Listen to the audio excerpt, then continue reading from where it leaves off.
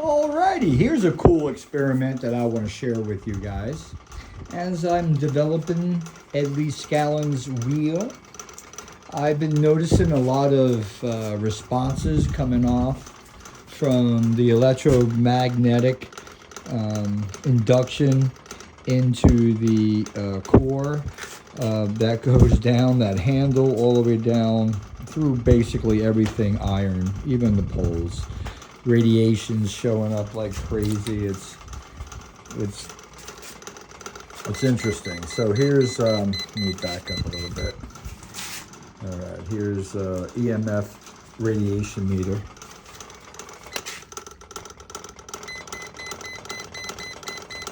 Strong, the pipes.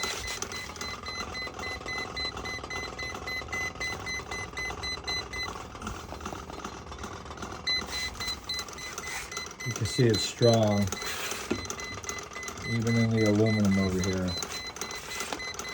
Even in the ground pipe not even connected. All right, so here's the experiment. You're gonna like this. So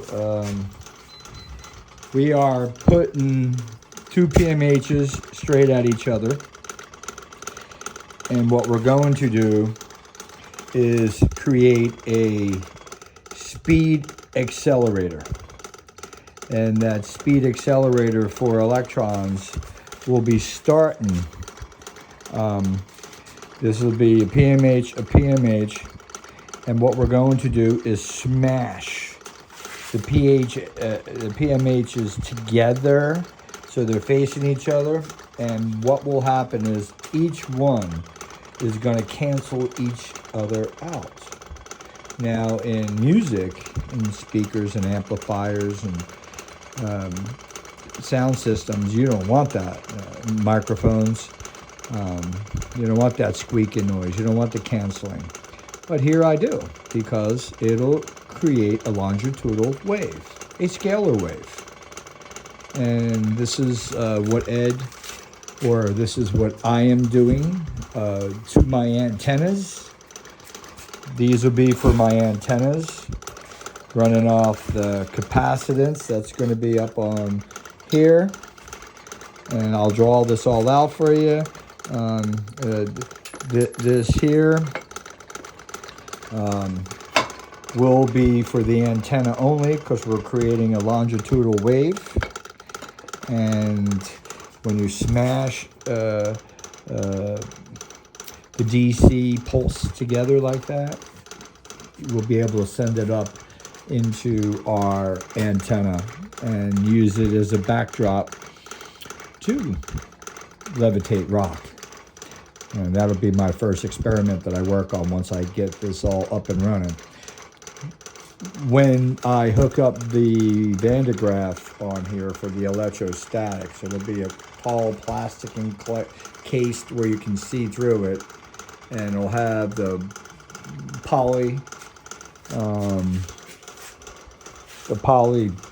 one of these on the top is a roller, and the metal steel at the bottom, they'll turn with the wheel, and that will create the heartbeat for the system. What we're doing here is we're working off tribal electric with electrostatics with materials. So it's about knowing the periodic table pretty much, and your elements, and which ones are left turn, which one's right turn, how many electrons in each one, protons, neutrons, and which ones in what order they're in is important as well, and their weights and their mass and their spin, their orbital spin. Because what we're going to do is direct everything to where the negative is always chasing the positive. Always, always, always. We're going to have it to where it's a race car. And we're going to also, inside these pipes here, deep in the ground as well, we got ground rods. These are iron with copper cladding. And the ground rod will go down in the pipe, And I'm going to take that little square off, and I'm going to use these big ones because I need a ledger on the top anyway for the capacitors. So I'm going to take that off and drill a hole and re-weld that. So both of them will have a coil. And not only will it have a coil, it'll have a bifilar coil. So everything here is different closed loop circles, sort of how the Olympic emblem is, where you got your circles intermingling with each other. And you'll have your electrostatics on your high voltage.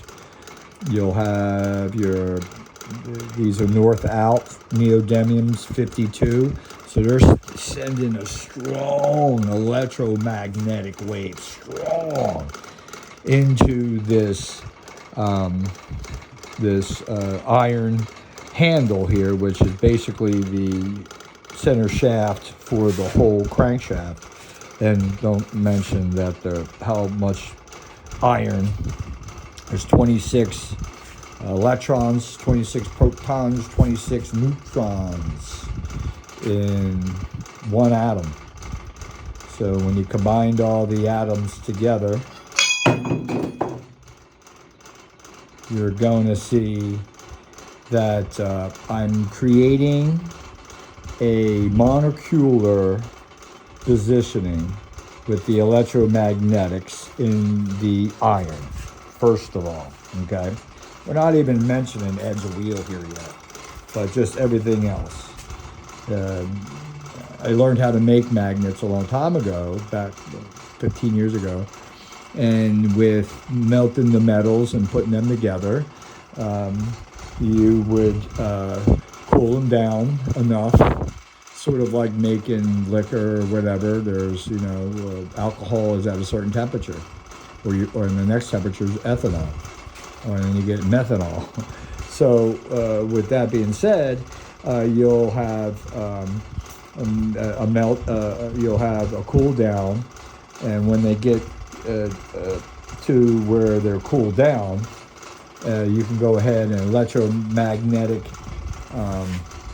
I use a PMH and touch 24 volt battery, and you're aligning the molecules inside the iron. So you're aligning the lattice in there to be receptive.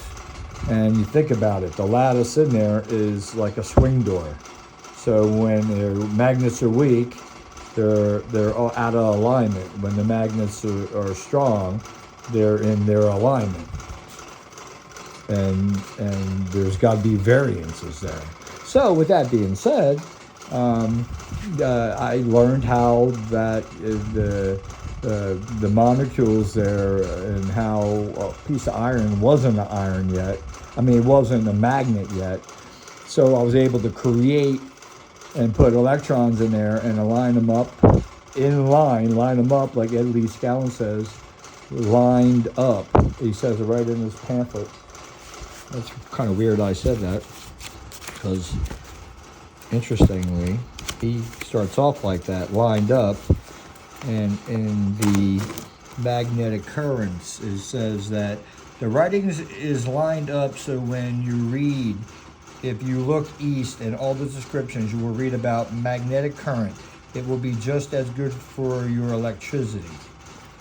So when you line up the molecules, you can magnetize stuff. So past the molecules and the magnetizing part, now you're allowing electrons to be pulled in a direction and allow space for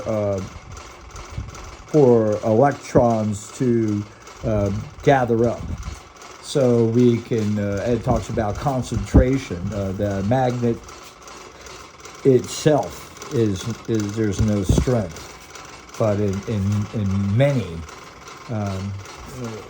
there is. So basically what I'm reading into that is that I could force feed a bunch of electrons into the iron by manipulating it, by aligning the molecules. And when a electrostatic presence over electromagnetic field comes into play in the proximity of each other, you're going to get turbulence in the air in between it, and you're also going to have realignment of the electrons that's above and below, because whatever is above, since it's mobile and moving and it's a electrostatic built-up field, it's going to change the dynamics in the electrostatic part of the electromagnetic attributes of whatever's in the ground. Mostly everything that's in the ground at surface is covered by aluminum dust.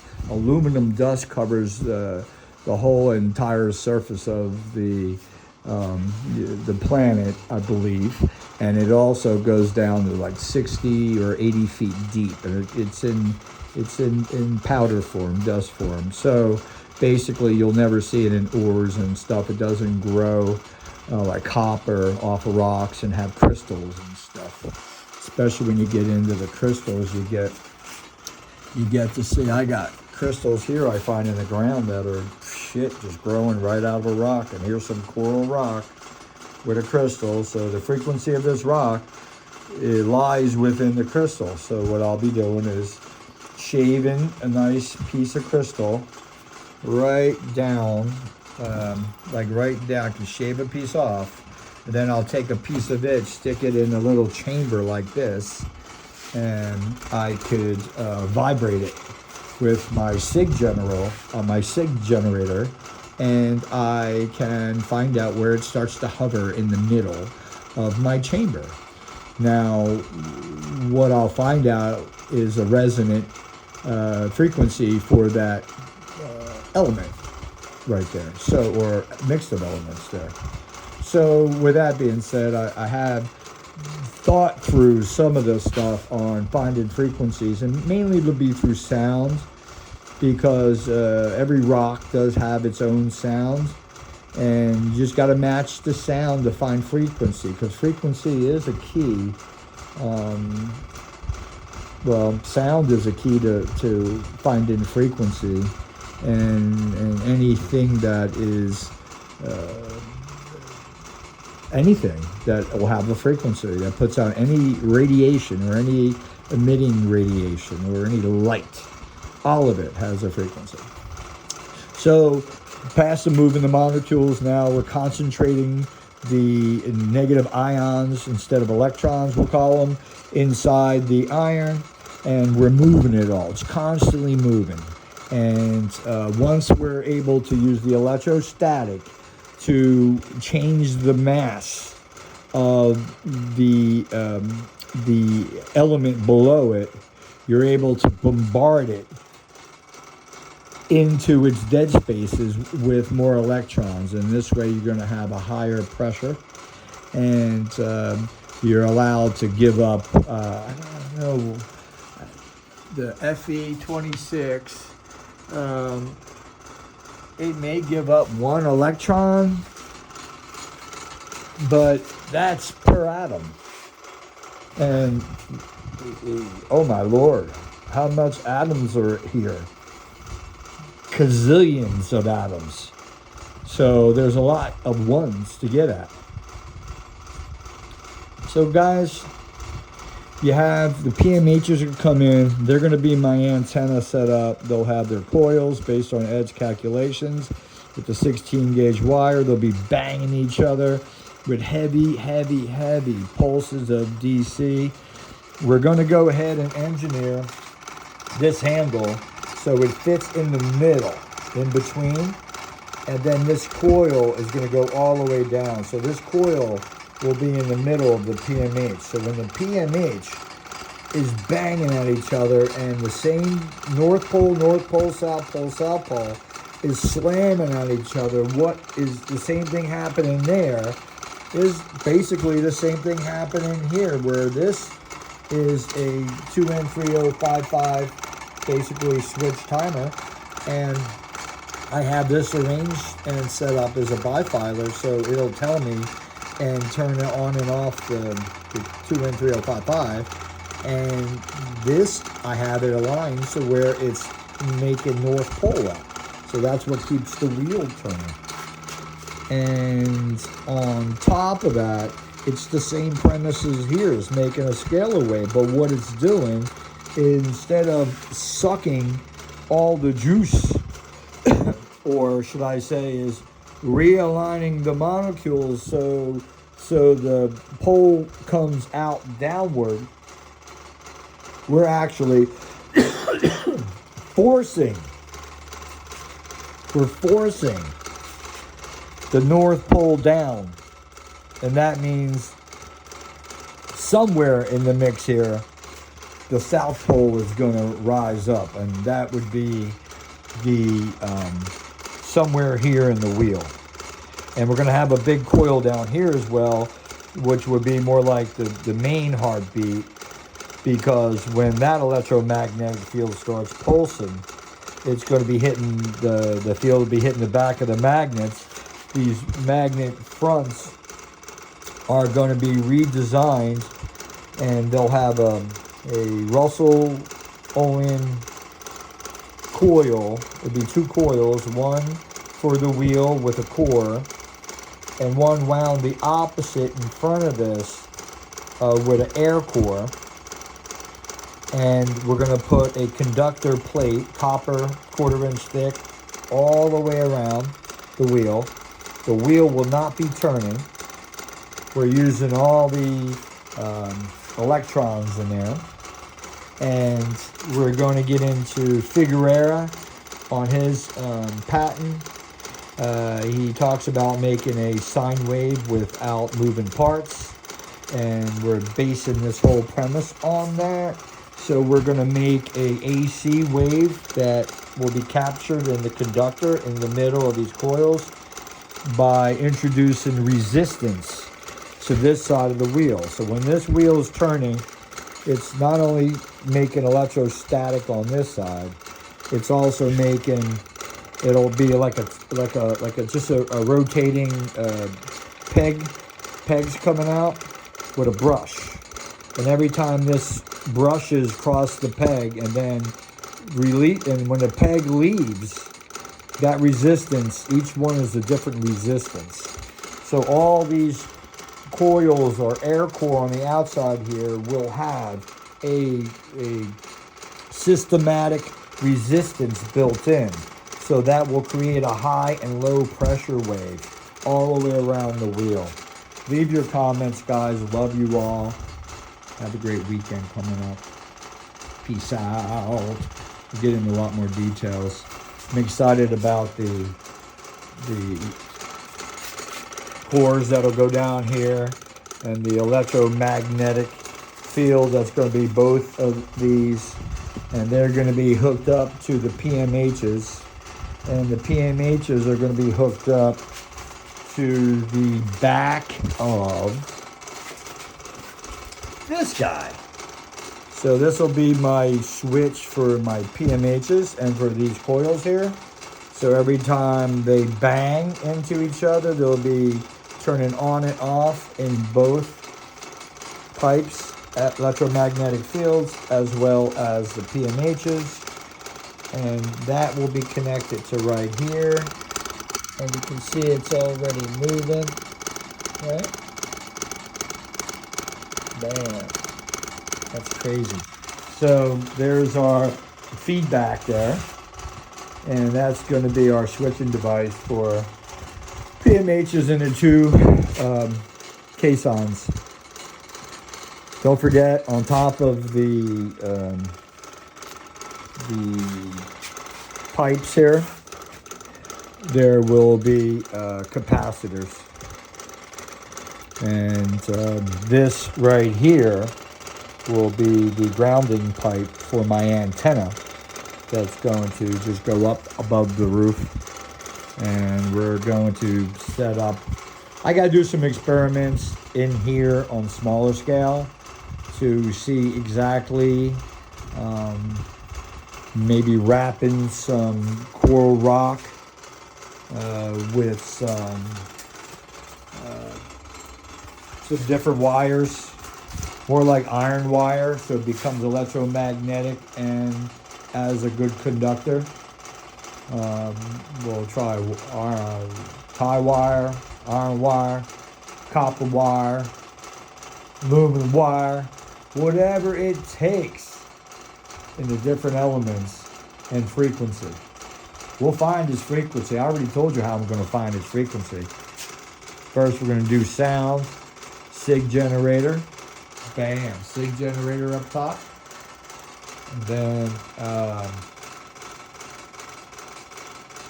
already know when you break up coral rock or anything, wood chips, wood pieces, dog fur, dog hair, little pieces of anything, electrostatics, charge it up, and once the elements is a small little piece and charged, you can manipulate that majorly for some type of levitation type. But once it touches something, it'll always pull itself to the opposite charge, right? And there's a way to manipulate that by using a light sensor to have that electrostatic field to be clicking off and on based to the light sensor, to where the light sensor won't allow it to rise past a certain elevation. So we'll get into some cool ass levitation techniques out there, and we're going to start beating it down, because I'm going to tell you one thing. With all the years I have into this so far, which is going on about 15 years, and knowing nothing in electrical magnetism, I'm going to say I have a good damn chance on stumbling into something.